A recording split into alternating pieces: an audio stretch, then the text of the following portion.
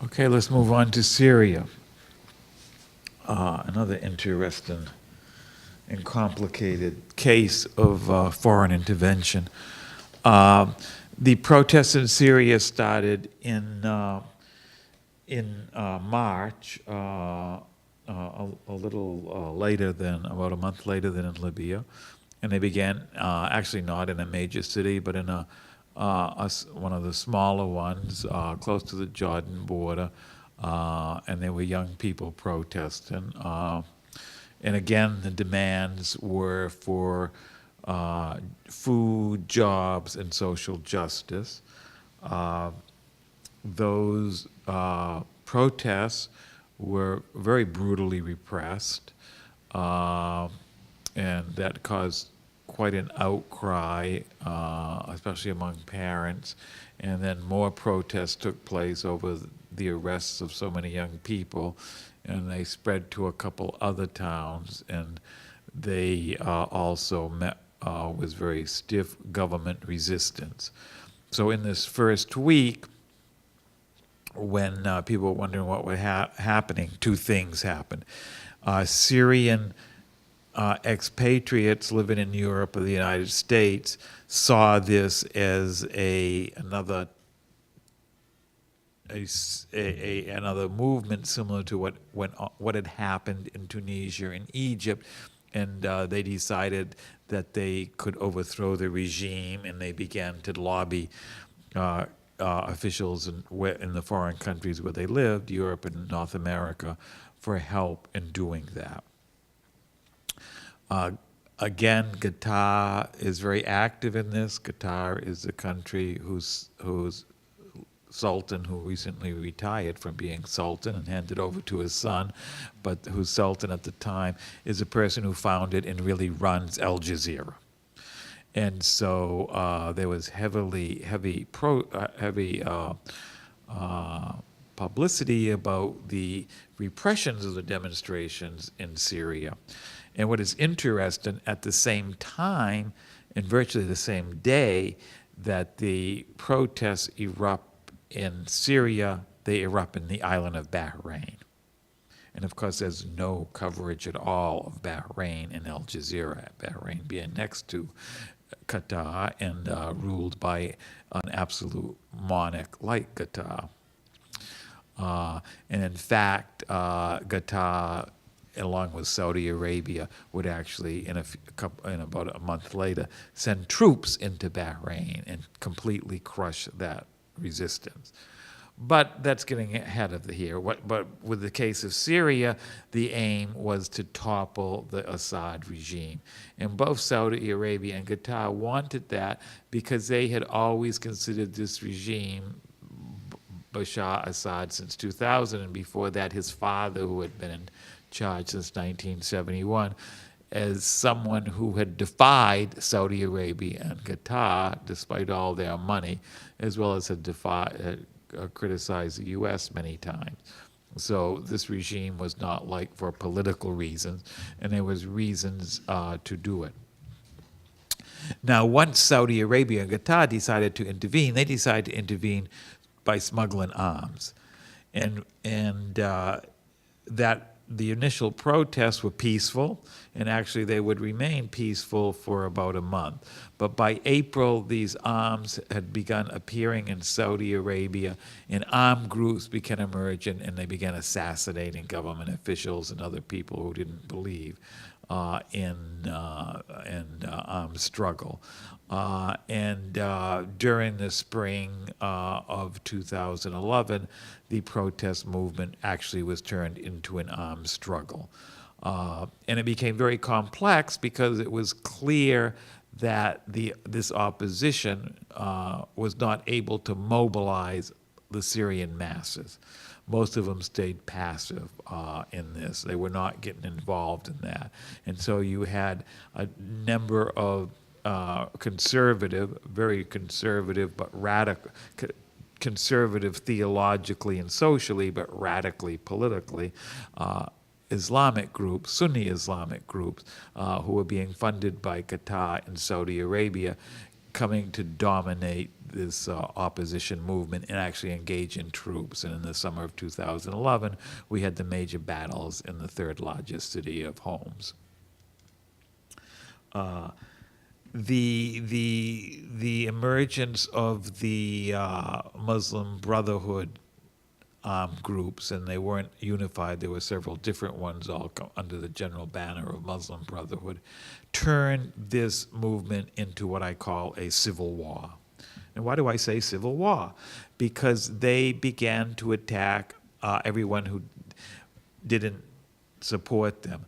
Now, the regime in Syria was officially secular, and it had always promoted secularism since 1971 and did not tolerate sectarianism.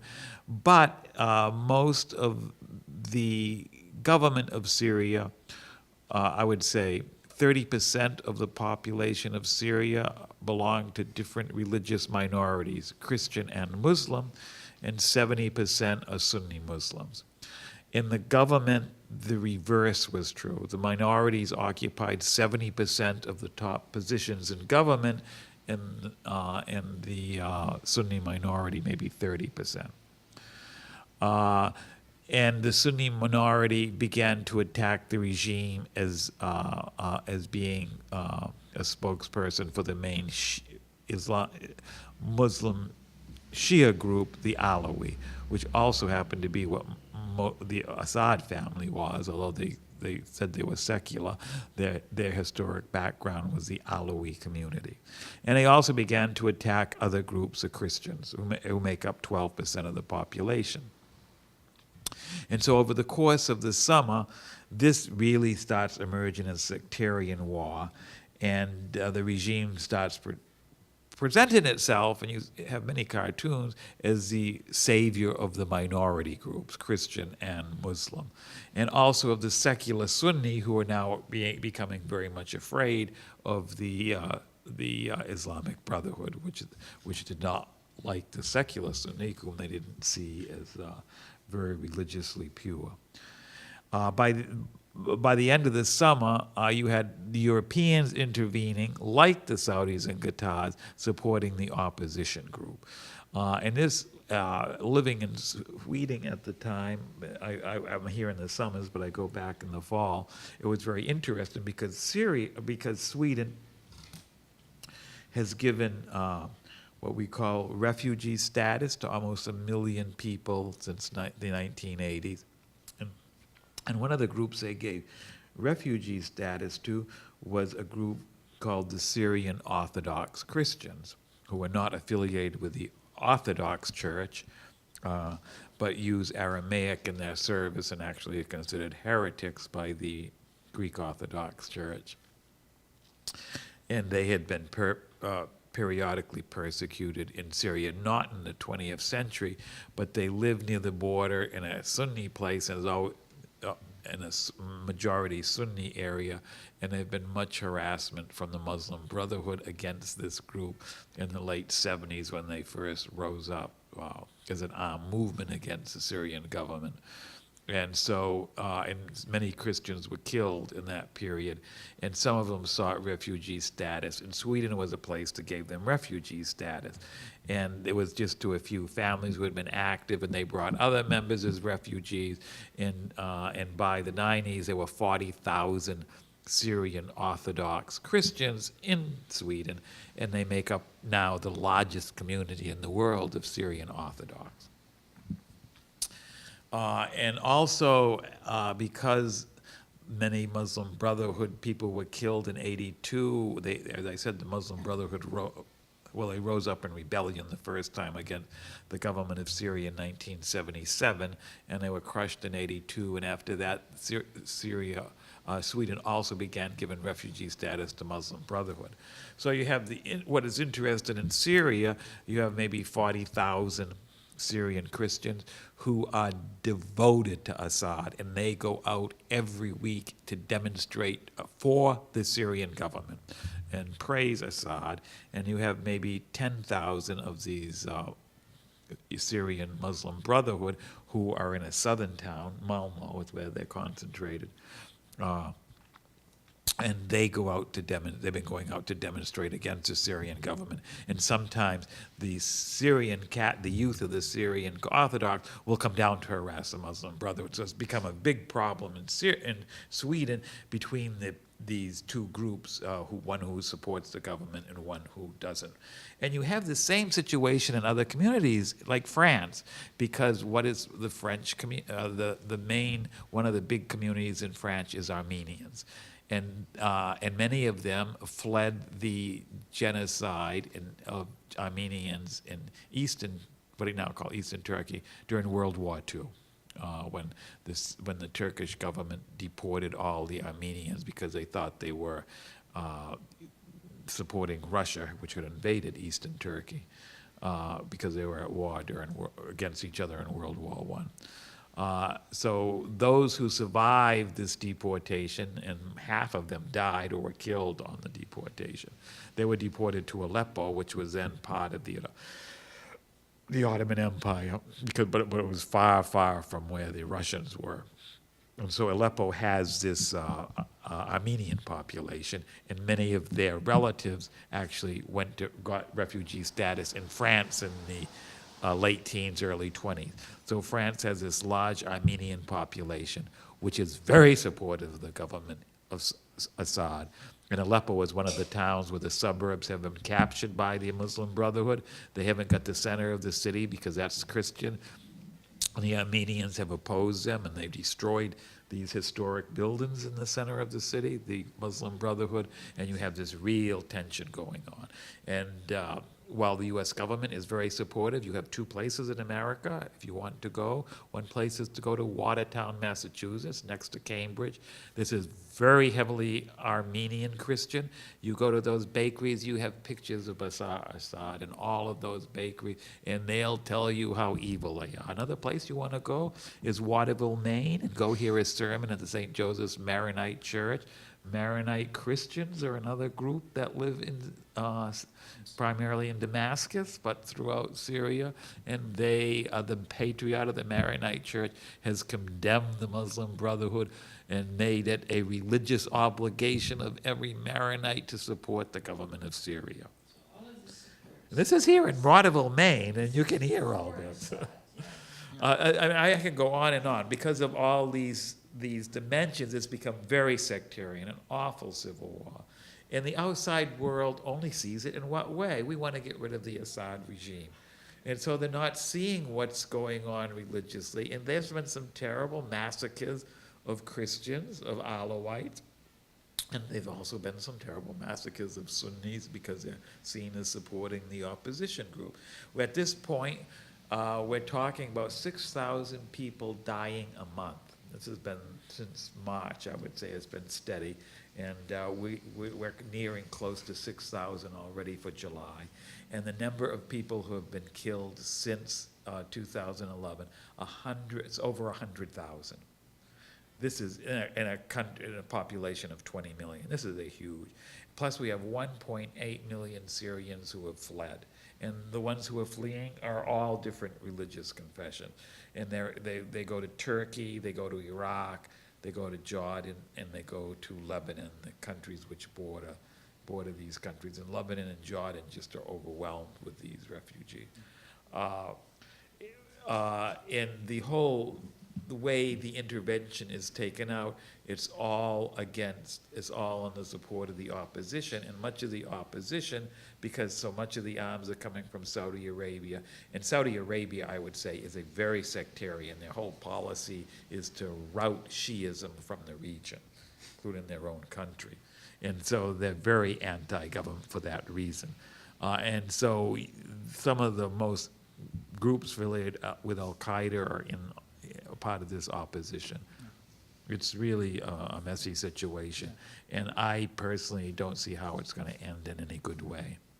So one can see how Saudi Arabia, following their own thing, would support the rebellion and be anti-Assad. Yes. Where does the United States come in, and whether it's going to be for Assad or against Assad? Because Saudi Arabia is the United States considers Saudi Arabia a historic ally, and it with Saudi Arabia is totally. You talk to Armenia. There was another place with a big Armenian population, was Fresno, California. To hear them talk about Darrell Issa, you would think that they're ready to go assassinate him. They are so, he's not, he doesn't represent them, but they think that the Republicans in California and the rest of the country are really after, they have this conspiracy theory that they want to eliminate the Armenians all over the world. It's amazing to hear that. The Armenian community is so outraged at what's going on in Aleppo, what all this foreign intervention is doing. And it's making these sectarian tendencies more intense, so that there's almost like it's going to be impossible to have reconciliation. But if our government isn't listening to the Armenians, because they're supporting Assad, it's listening to Saudi Arabia. Yes, yes. Yeah, we also have Iran involved now. Well, they also want to blame, because the government doesn't want Iran. The U.S. government thinks it's hurting Iran. It really isn't, because Iran has its own problem, because they see, okay, Assad is Shia. Well, he's actually secular, and the Alawites are a form of Shiism, but not the same in Iran. And Iran is given some weapons, but Syria gets a lot. Its weapons really are primarily from the Soviet Union, and they have a lot of them. And it's getting help from Lebanon, not just from Hezbollah, but from the Maronites, who always hated Hezbollah. And here you have the Maronites and Hezbollah have formed the Lebanese Maronites in Lebanon and the Hezbollah, who is Shia, have formed a political alliance in Lebanon, which the U.S. has no idea what to do with. So now you have a coalition government with Maronites and Shia and Hezbollah together. And the U.S. is totally unable to understand what's going on. I'm sorry, Tina. Well, the U.S. just named, or somebody just named Hezbollah a terrorist organization. Yes. Is that connected to this issue about Syria? Oh, they've always had it as a terrorist organization because they attack Israel. Something just. They made it more They kind of intense. split it. They condemned the military wing of Yes, Hezbollah, yes, but yes. not the political wing. Yes. Oh, I see. Yeah. Well, I had another question, which is, I found it very curious that the British were all into supporting the rebels. Like, do you have any insight into why they were that way? I mean, Well, I wouldn't say. I've been living in England in the last few months, Yeah. and there's been a lot of discussion on the Oh, it's newspaper and fascinating, how and if whether or not intervening in Syria. There is a big split in the British Parliament on that. I don't know. I mean, how it is covered on in the U.S. I mean, the British position, but.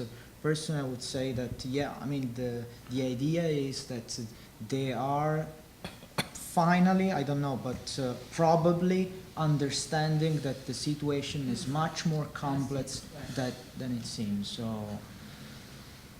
that's good.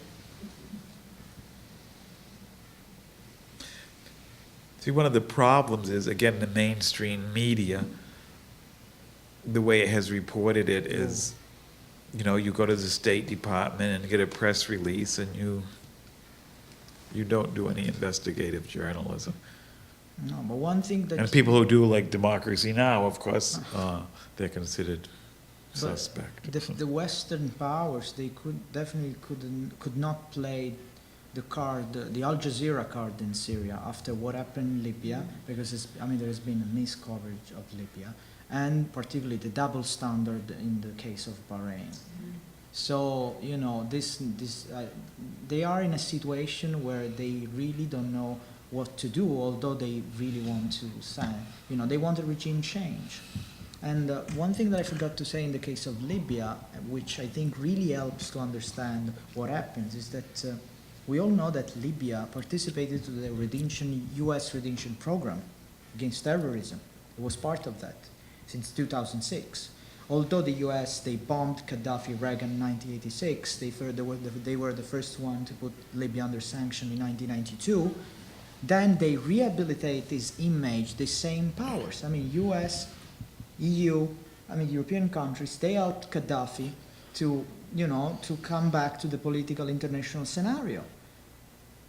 this Gaddafi renounced to his weapons of mass destruction program after the invasion of Iraq in 2003. Gaddafi was a symbol, was actually a political achievement for George W. Bush, because he finally could prove that Iraq was useful, has brought some result.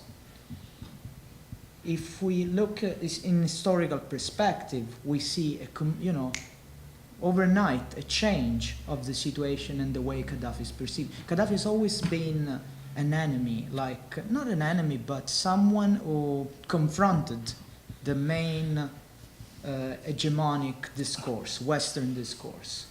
And at some point, probably at the beginning, he definitely was able to address many of these questions in a new way.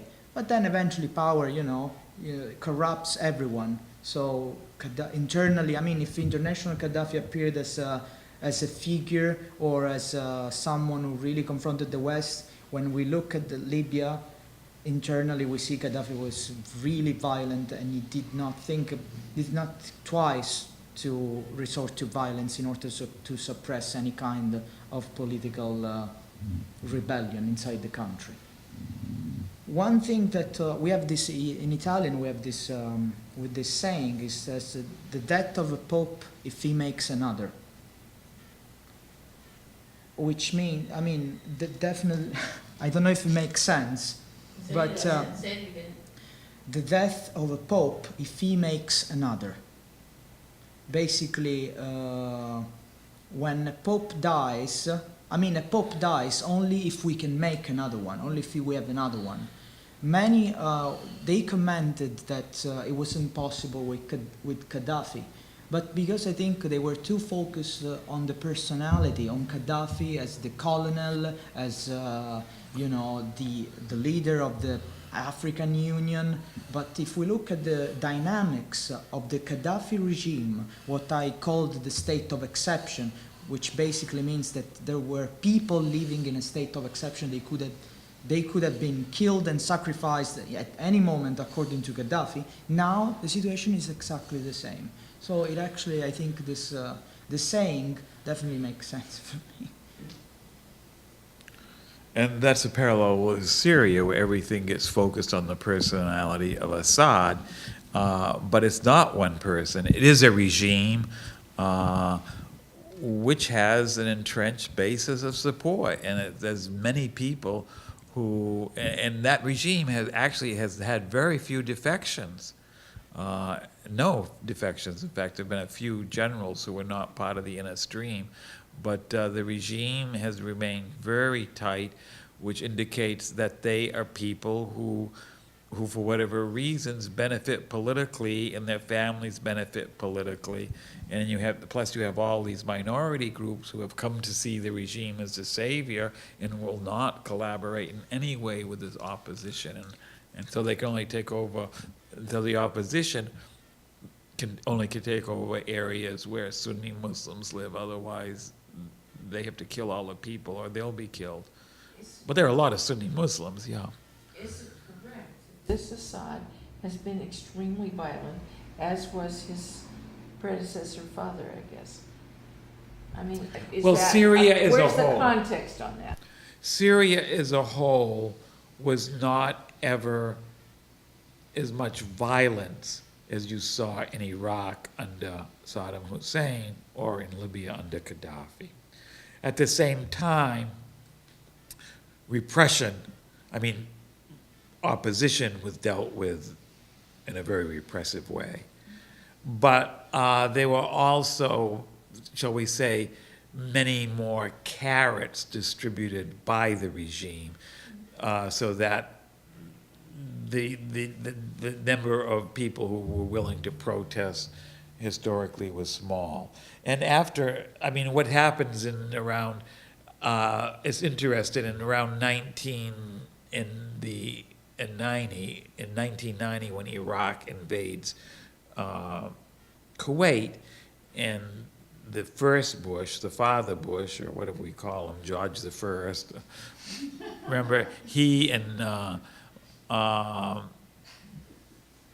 who was Prime Minister of Britain? Margaret Thatcher, was she still Prime Minister then?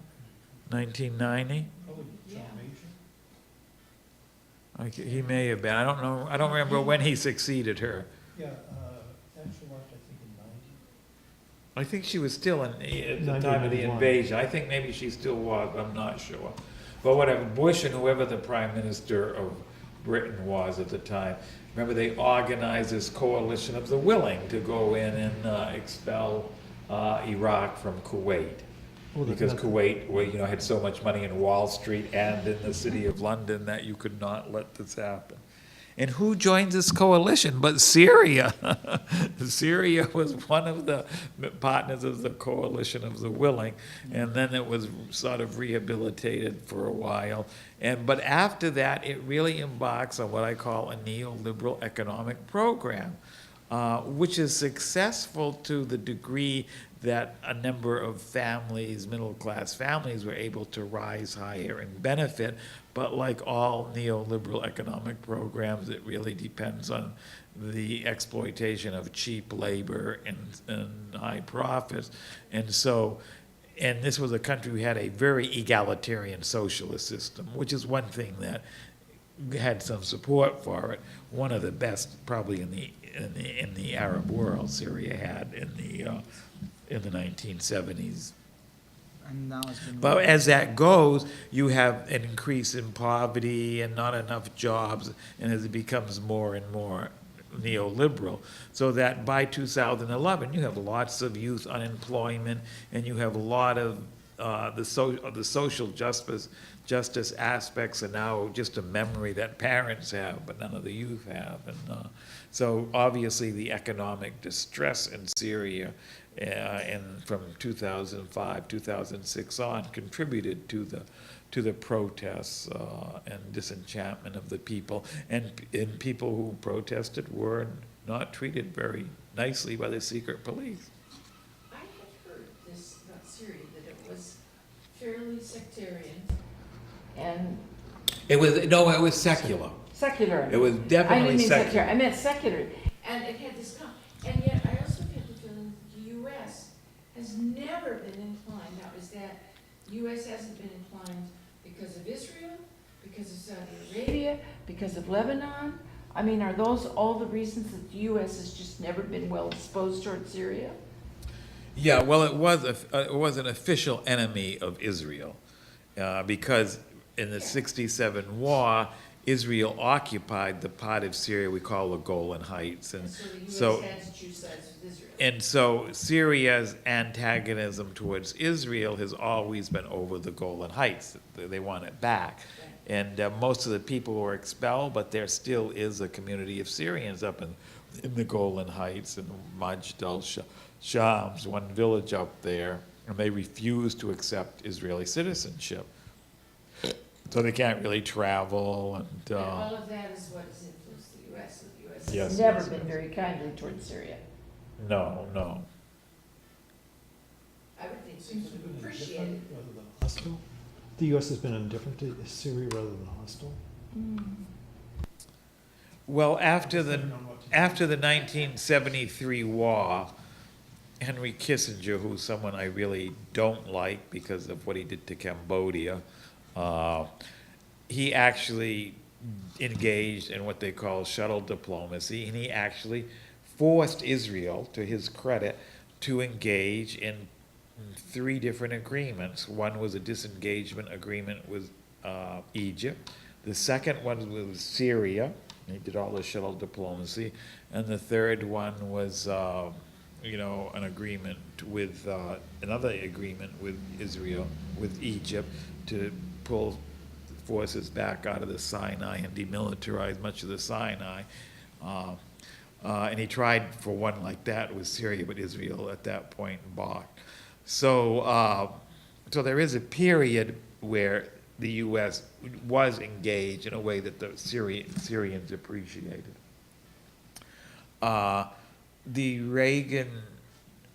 the Carter administration